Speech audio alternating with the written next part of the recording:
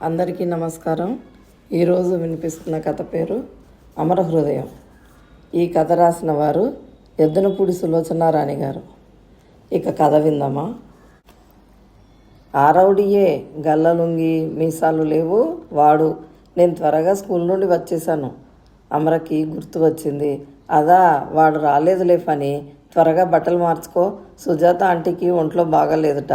మనం వెళ్ళి చూసి వద్దాం. ఫనీ ముఖంలోకి ఆదుర్ద వచ్చింది. అలాగా అంటూ పరిగెత్తాడు. నిమిషంలో డ్రెస్ మార్చుకొని కాళ్ళు చేతులు కడుక్కొని బట్టలు వేసుకుని వచ్చేశాడు. అమర అప్పటికే వంట ఇంటి తలుపులు వేసి పెరుగన్నం తెచ్చి గబగబా కొడుక్కి తినిపించింది. 2 ముద్దలు తినగానే ఫనీ చాలమ్మా అని తోసేశాడు. అత్తయ్య, నేను త్వరగా వచ్చేస్తాను అని చెప్పింది. పర్వాలేదమ్మా, పక్కింటి పిన్నిగారు ఉందిగా, నా గురించి ఆదుర్ద పడకు అంది ఆవిడ. అమర ఫనీ చేయి పట్టుకుని వీధి చివరికి వస్తుంటే గల్లలుంగి అతను ఎదురయ్యాడు. ఫనీ తల్లి చేయి గట్టిగా పట్టుకుని నడుస్తున్నాడు. ఆ స్పర్శలో ఆదుర్ద ఉంది. అతను అమర దగ్గరగా వచ్చి నమస్కారం అమ్మగారు అన్నాడు. నమస్కారం అంది అమర. ఫనీ అతన్నే చూస్తున్నాడు. అతను వెళ్ళిపోయాడు. మరి నీతో అలా మాట్లాడాడేమిటి అన్నాడు. నువ్వు నా పక్కన ఉన్నావుగా, అందుకని అతనికి భయం వేసి అలా అన్నాడు అంది అమర. ఓహో అలాగా. ఫనీ తల్లి చేయి పట్టుకొని నడుస్తూ తిరిగి అతని వైపు చూశాడు. అదృష్టవశాత్తు ఆటో వెంటనే దొరికింది. ఫనీ, నువ్వు ఇల్లు గుర్తుపట్టగలవా అంది అమర. ఓ అన్నాడు. 2 సార్లు వెళ్ళిన బంజారా హిల్స్లో ఆ మెలకలు తిరిగే రోడ్డు అమరకు గుర్తులేదు. ఫనీ ఇల్లు కరెక్ట్గానే చూపించాడు. ఆటో అతనికి డబ్బు చెల్లించి ఇద్దరూ దిగారు. ఇల్లు నిశ్శబ్దంగా ఉంది. పెద్ద గేటు తాళం వేసి ఉంది. పక్కనే చిన్న గేటు చూసి ఇది తెరిచి ఉందే అమ్మా అన్నాడు ఫనీ. ఫనీ అమర పోర్టికోలోకి వచ్చారు. ఇంటి తలుపులు మూసి ఉన్నాయి. అంతటా నిశ్శబ్దం. చీమ చిటుక్కుమన్నా వినిపిస్తుంది. ఫనీ కాళ్ళెత్తి కాలింగ్ బెల్ నొక్కాడు. 2 నిమిషాల్లో తలుపులు తెరుచుకున్నాయి. మాధవి ఎదురుగా నిలబడింది. వదినకు ఒంట్లో బాగాలేదు అంది తలుపు శాంతం తీయకుండా. గుమ్మంలో అడ్డంగా నిలబడిన ఆమె ప్రవర్తన నిరాదరణగా ఉంది. తెలిసింది, చూడ్డానికి వచ్చాను అంది అమర. నిద్రపోతుంది, డాక్టర్ డిస్టర్బ్ చేయొద్దన్నాడు. ఓ కానీ ఇంకోసారి రండి. మాధవి తలుపు వేసేసింది. అమరకి ఏం చేయాలో తోచలేదు. ఫనీ వెళ్దాంరా అంది చేయి పట్టుకుని. ఫనీ ముఖంలో చాలా నిరాశ కనిపిస్తుంది. మళ్ళా అంతటా నిశ్శబ్దం. అమర ముఖం అవమాన భారంతో కందిపోయి ఉంది. ఇద్దరూ వచ్చి వెళ్ళిపోవటానికి చిన్న గేటు తెరుస్తున్నారు. ఇంతలో కృష్ణ చైతన్య కారు వచ్చి ఆగింది. ఫనీని చూడగానే హలో అన్నాడు. కారు ఆపి అతను సరాసరి అమర వైపు వచ్చాడు. ఎంతసేపు అయింది వచ్చి అన్నాడు మర్యాదగా పలకరింపుగా. ఇప్పుడే అంకుల్. మరేమో మాధవి ఆంటీ సుజాత ఆంటీ నిద్రపోతున్నారంటే వెళ్ళిపోతున్నాం. అదేమిటి అన్నాడు అతను ఆదుర్దాగా. లేదు, డాక్టరు డిస్టర్బ్ చేయొద్దన్నారట అంది అమర. అదేం కాదు, రండి. కృష్ణ చైతన్య అమర వేసేసిన చిన్న గేటు తెరిచి ఆమె లోపలికి రావడం కోసం వేచి చూస్తున్నట్టు పట్టుకున్నాడు. అని తల్లి చేయి పట్టుకొని దాదాపు గబగబా లాక్కు వచ్చినట్టే లోపలికి వచ్చేశాడు. కృష్ణ చైతన్య కాలింగ్ బెల్ నొక్కాడు. మాధవి వచ్చి తలుపు తీసింది. ఎదురుగా అన్నగారి వెంట మళ్ళా అమరని ఫనీని చూసి నుదురు చిట్లించింది. ఏమీ అనలేనట్టు పక్కకు జరిగి అమర లోపలికి రావడానికి దారి ఇచ్చింది. రండి. కృష్ణ చైతన్య లోపలికి దారి తీశాడు. అమర అనుసరించింది. సుజాత గదిలోకి అడుగు పెట్టగానే మంచం మీద పడి ఉన్నట్టు పడుకొని ఉన్న సుజాతను చూసి అమర తెల్లబోయింది. సుజాత చిక్కిపోయింది. ముఖం బాగా వాడిపోయింది. సుజా, ఎవరు వచ్చారో చూడు. మంచం దగ్గరికి వెళ్ళిన కృష్ణ చైతన్య సుజాతను మెల్లగా చేతి మీద తడుతూ తగ్గు స్వరంతో చెప్పాడు. అతని మాటలు ఎంతో లాలనగా తల్లి పిల్లల్ని లాలించే విధంగా ఉన్నాయి. సుజాత లేవబోతుంటే కృష్ణ చైతన్య చెయ్య ఆసరాగా వెనక వేశాడు. అమరా అంది చిన్నపిల్లల సంతోషం దుఃఖం నిండిన ఆక్రందన లాంటి పిలుపు అది. అమర చప్పున ఒక అడుగులో దగ్గరికి వచ్చి సుజాత భుజాల చుట్టూ చేయి వేసింది. కృష్ణ చైతన్య మెల్లగా సుజాతను వదిలేశాడు. నిన్ను పిలిపించమని ఈయన ప్రాణం తీసేస్తున్నాను. నాకు తెలియలేదు సుజా. నా ఎదురుగానే చీటీ వ్రాయించాను. ఈయన పంపలేదు కాబోలు. అమర తలదించుకుంది. కృష్ణ చైతన్య ఏదో గుర్తుకు వచ్చినట్టు అక్కడి నుండి లేచాడు. సుజాత అమరని పట్టుకొని ఆమె చేతుల్లో ఒదిగిపోయి గుండెల్లో మొహం దాచుకొని ఏడవసాగింది. ఛీ, ఏమిటిది సుజా? ఇదేం బాగాలేదు. ఇంత ధైర్యం కోల్పోవడం ఏమిటి? వీపు మీద నిమురుతూ అంది అమర. నీకు తెలియదా అమరా? కృష్ణ చైతన్య దగ్గరికి వచ్చాడు మళ్ళీ. సుజా, మందు వేసుకున్నావా? సుజాత లేదన్నట్టు తల ఊపింది. అదే వద్దు అని చెప్పేది. వేలకు మందు వేసుకోకపోతే ఎలా?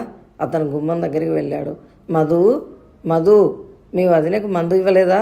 కేక పెట్టి అడిగాడు. నేను ఒకసారి వచ్చి చూసేసరికి నిద్రపోతుంది, లేపడం ఎందుకులే అని ఊరుకున్నాను. అయినా వదినేమన్నా చిన్నపిల్ల, ఒంట్లో బాగాలేనప్పుడు మందు వేసుకోవాలని తెలియదా? నీ గారావంతో ఆవిడ్ని చెడగొట్టి మా మీద అరుస్తావు నువ్వు. ఓహ్ మధు, ఆ మాటలు ఈ కాపమన్నట్టు చూశాడు. అతనే వచ్చి మందు మంచినీళ్ళు తెచ్చి ఇచ్చాడు. మందు వేసుకో సుజా, అర్థించాడు. సుజా ప్లీజ్. అతని కంఠం ఆర్తిగాను అధికారంగానూ ఉంది. నేను ఈ రాత్రికి మెడ్రాస్ వెళ్ళాలి. వెళ్ళనా వద్దా? ఒక మాట చెప్పు. మీ ఇష్టం. అలా అనవద్దు, మీ ఫ్రెండ్ వచ్చారుగా. నీకు తోడుగా ఉంటే ఎల్లుండి ఉదయానికి వచ్చేస్తాను, లేదంటే క్యాన్సిల్ చేసుకుంటాను. ఇంతలో అవతల గదిలో నుంచి ఫోన్ మోగింది. కృష్ణ చైతన్య సుజాత దగ్గర మందు పెట్టి 5 నిమిషాల్లో వస్తాను, ఆలోచించుకొని చెప్పు. నేను వెళ్ళకపోతే వాళ్ళకి ఇప్పుడే చెప్పాలి నేను అని వెళ్ళిపోయాడు. సుజా మందు వేసుకో. అమర కృష్ణ చైతన్య అక్కడ పెట్టిన మందు తీసి సుజాత చేత మింగించి మంచినీళ్ళు తాగించింది. ఏం సుస్తి ఇది, తోటకూర కాడలా వేలాడిపోతుంది. 4 రోజుల్లో మనిషిలో ఇంత మార్పా? అమరకి ఆశ్చర్యంగా ఉంది. మందు వేసుకుని ఒక క్షణం తర్వాత సుజాత సరిగ్గా లేచి కూర్చోవడానికి లేవబోయి చేతకాగా వెనక్కి వాలి దిండు మీద తల ఆనించి పడుకుంది. నా దగ్గరగా కూర్చో అమరా అంది. అమర మంచం మీద దగ్గరగా కూర్చొని సుజాత చెయ్యి తన చేతుల్లోకి తీసుకుంది. సుజాత నీరసంగా అడిగింది, అమర, ఒక చిన్న సాయం చేయగలవా? ఆయనకి అర్జెంటు మీటింగ్ ఉంది. ఒక 2 రోజులు నా దగ్గర ఉండగలవా? నాకు నువ్వేం చేయనవసరం లేదు అమరా, పని వాళ్ళు ఉన్నారు, జస్ట్ ఉంటే చాలు. తప్పకుండా ఉంటాను సుజా.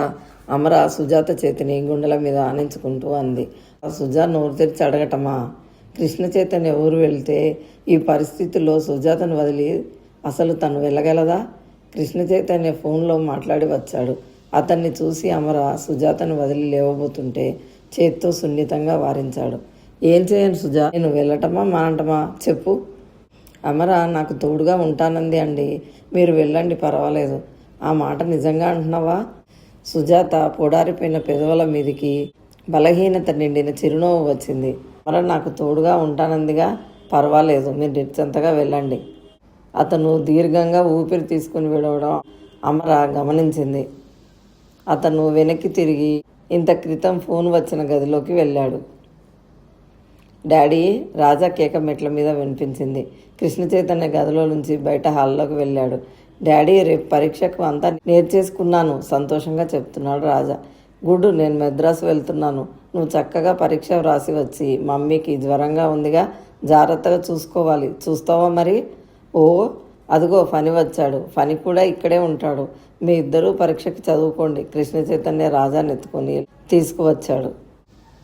హలో ఫణి, రాజా పలకరించాడు. హలో రాజా, ఫణి ఆనందంగా అన్నాడు. హలో ఆంటీ, రాజా పలకరించాడు. బాగున్నావా రాజా అంది.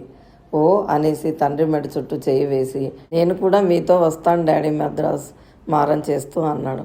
నువ్వు వస్తే మమ్మీని ఎవరు చూస్తారు? నీ పరీక్షలు ఏం చేస్తావు?